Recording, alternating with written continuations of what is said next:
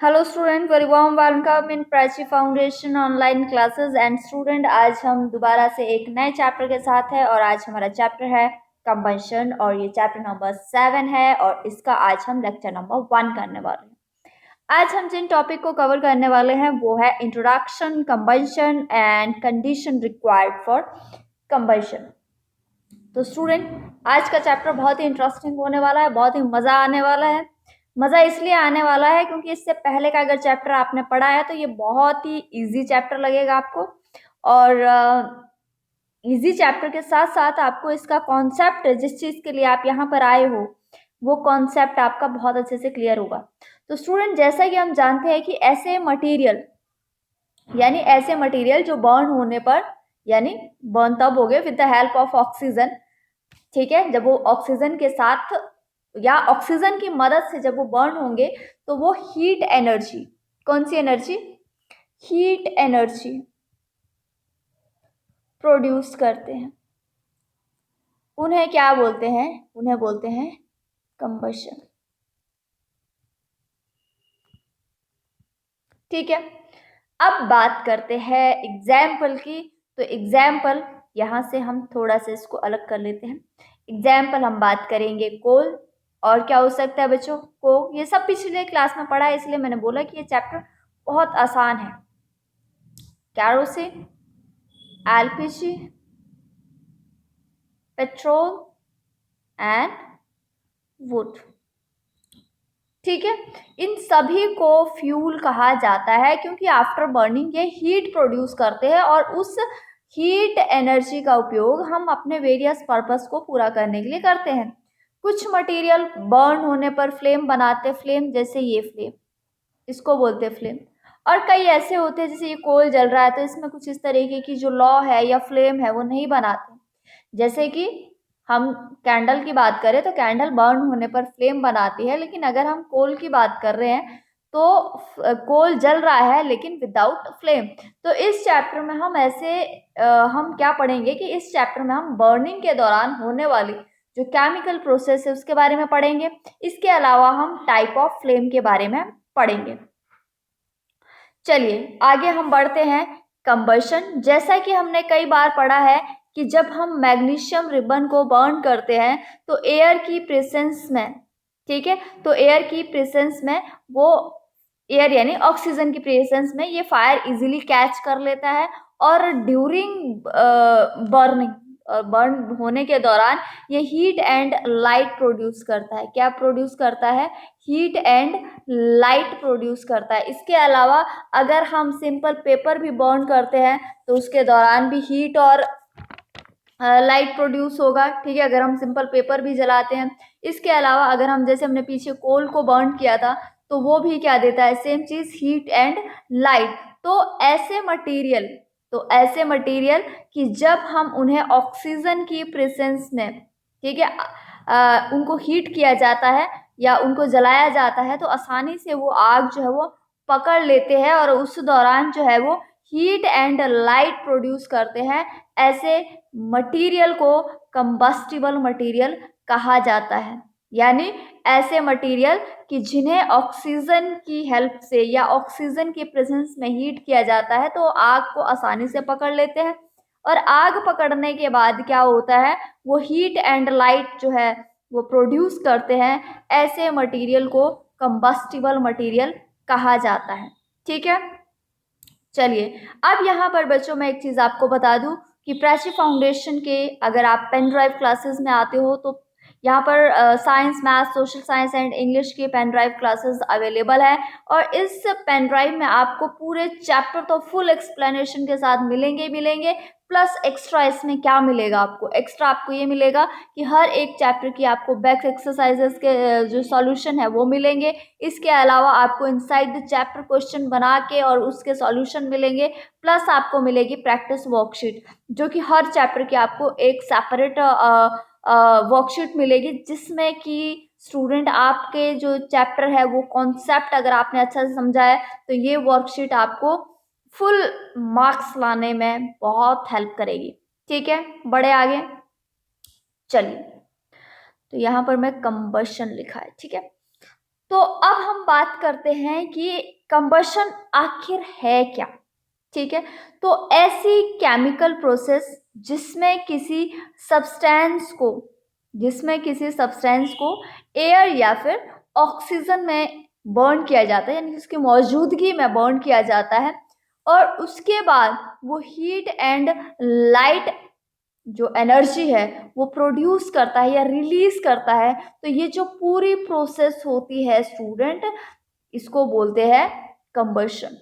ठीक है, और ऐसे सब्सटेंस जिनको बर्न किया जाता है, ठीक है, ऐसे सब्सटेंस जिनको बर्न किया जाता है यानी जिनसे हीट लाइट एनर्जी प्रोड्यूस की जाती है, उनको बोला जाता है कंबस्टिबल सब्सटेंस या फिर फ्यूल कहा जाता है।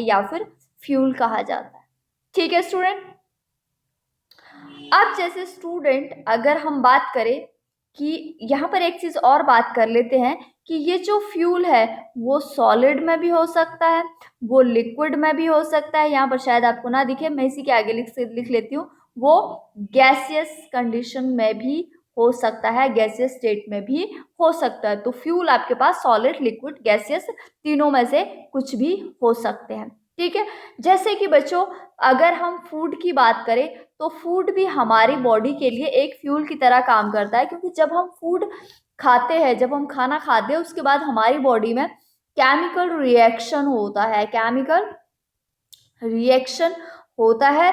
उस दौरान एनर्जी रिलीज होती है और उस एनर्जी को हम डिफरेंट पर्पसेस को कंप्लीट करने के लिए यूज करते हैं। ठीक है, अब हम बात करते हैं कंडीशन रिक्वायर्ड फॉर कंबशन। तो इसको एक एक्टिविटी से समझते हैं। ठीक है, हमने क्या किया, टेबल पर एक कैंडल रखते हैं और उसको जला देते हैं। अब यहाँ पर हम उस कैंडल को जलाते हैं तो इसमें हम ये क्या बोल सकते हैं, इसको ग्लास चिमनी है, इसको रख भी सकते हैं और नहीं भी रखेंगे। ठीक है, तो यहाँ पर हम ये ग्लास चिमनी जो है वो नहीं रखेंगे। अगर रखेंगे तो ये ऊपर से जो है पूरी की पूरी तरह से क्लोज होगी, मतलब खुली हुई होगी, ओपन होगी। ठीक है, पूरी की पूरी तरीके से ओपन होगी।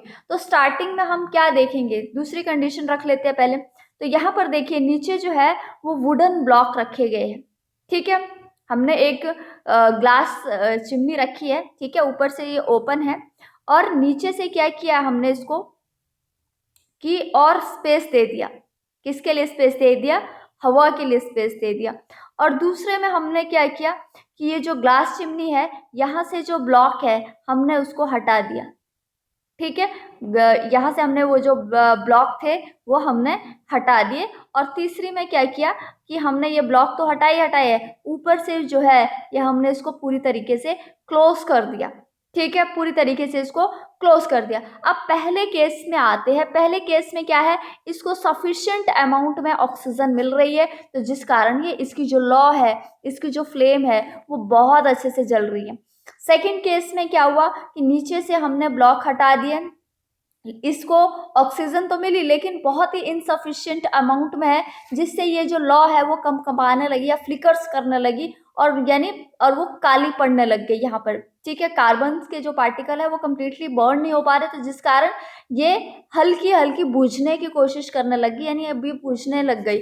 और थर्ड कंडीशन में क्या हुआ कि इसकी सप्लाई को हमने टोटली जो है वो कट कर दिया, बंद कर दिया। अब क्या हुआ, जब इसको ऑक्सीजन नहीं मिला तो क्या हुआ, ये पूरी तरीके से बुझ गया। तो इस एक्टिविटी में हमने क्या समझा, इस एक्टिविटी में हमने ये समझा कि कंबशन के लिए जो सबसे ज़रूरी चीज़ है वो है एयर। यानी हमें उनमें से सबसे ज़रूरी है ऑक्सीजन। तो ऑक्सीजन जो कि हवा में प्रेजेंट होती है, जो कि एयर में प्रेजेंट होती है, फ्यूल को कंबशन में हेल्प करती है, जलने में हेल्प करती है। इसीलिए ऑक्सीजन को सपोर्टर ऑफ कंबशन भी कहते हैं, ठीक है, चलिए आगे बढ़ते हैं।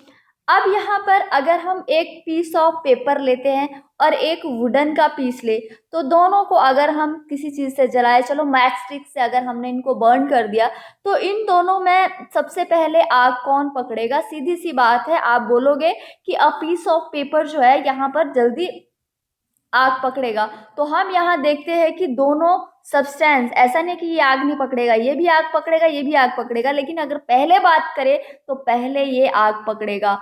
तो द मिनिमम टेम्परेचर या फिर लोएस्ट टेम्परेचर जिसमें कि कोई सब्सटेंस फायर कैच कर ले यानी कि आग पकड़ ले, वो उस सब्सटेंस का इग्निशन पॉइंट होता है, जिसे कि काइंडलिंग टेम्परेचर के नाम से भी जाना जाता है। तो हम कह सकते हैं कि अ पीस ऑफ पेपर का इग्निशन पॉइंट किससे, वुडन या अ पीस ऑफ वुडन से कम होता है, जिस कारण ये जो है वो जल्दी आग पकड़ लेता है और ये जो है वुडन जो है वो देर से आग पकड़ता है। ठीक है, अब इसको कुछ एग्जाम्पल के थ्रू और डिटेल में और डीपली समझ लेते हैं।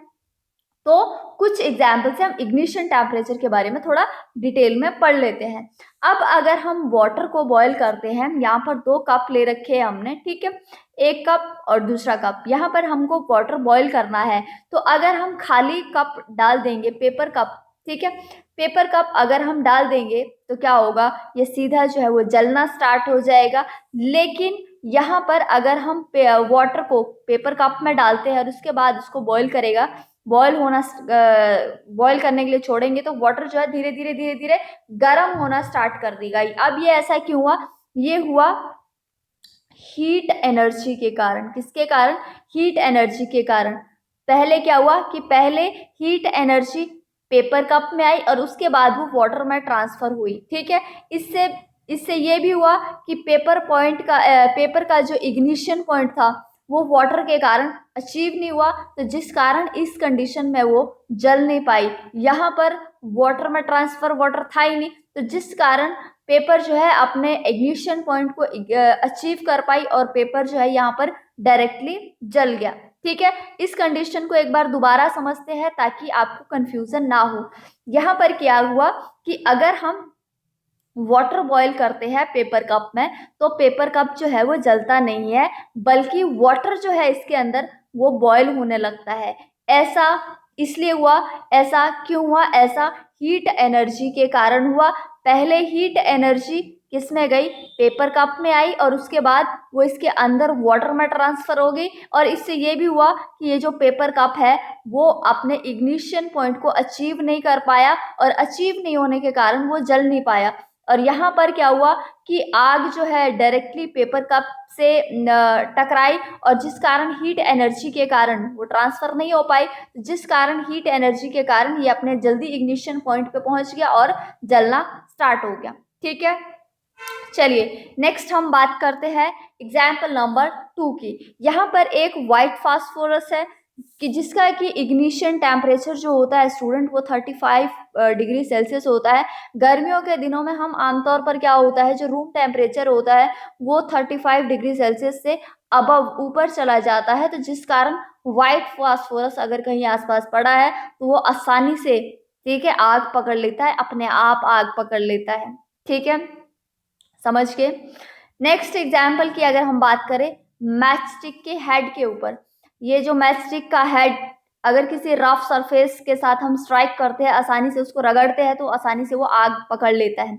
मैच स्टिक की जो ये टिप होती है बच्चों, ये रेड फास्फोरस की बनी हुई होती है, और रेड फास्फोरस के अलावा उसके साथ अदर केमिकल्स भी मिलकर बने हुए होते हैं। तो जब हम उसको रफ सरफेस के साथ स्ट्राइक करते हैं तो उस दौरान जो है वो हीट जनरेट होती है, और उसके बाद वो आसानी से उसको उसके इग्निशन टेम्परेचर तक पहुंचा देती है, और जिसके कारण ये जल जाता है। और जलने के बाद जो इसमें वुड होती है, ये जो वुड होती है ये भी सूखी लकड़ी होती है, जिसके कारण ये भी जो है इसके साथ साथ जलने लग जाती है। ठीक है, नेक्स्ट हम बात करेंगे एग्जाम्पल नंबर 4 की। कैंडल की जो फ्लेम होती है, अगर हम यहाँ पर जोर से इसको फूंक मारते हैं तो ये बुझ जाती है। ये इसके 2 कारण है। पहला है कि पहला एयर करंट जो माउथ के थ्रू आया, ठीक है, एयर करंट बर्निंग ये जो वैक्स वेपर का टेम्परेचर कम कर देती है, जिसके कारण इसका जो इग्निशन पॉइंट है वो भी कम हो जाता है, जिस कारण ये बुझ जाती है। और दूसरा कारण है कि ब्लो करते हुए हमारे माउथ से कार्बन डाइऑक्साइड निकलती है, जो कि एक फायर एक्सटिंग्विशर का भी काम करती है, तो जिसके कारण भी जो ये फ्लेम है वो बुझ जाती है। ठीक है स्टूडेंट, तो ये था हमारा लेक्चर नंबर 1। आई होप आप लोगों को समझ में आया होगा। अगर समझ में आया होगा तो लेक्चर नंबर 2 में हम फिर से मिलेंगे।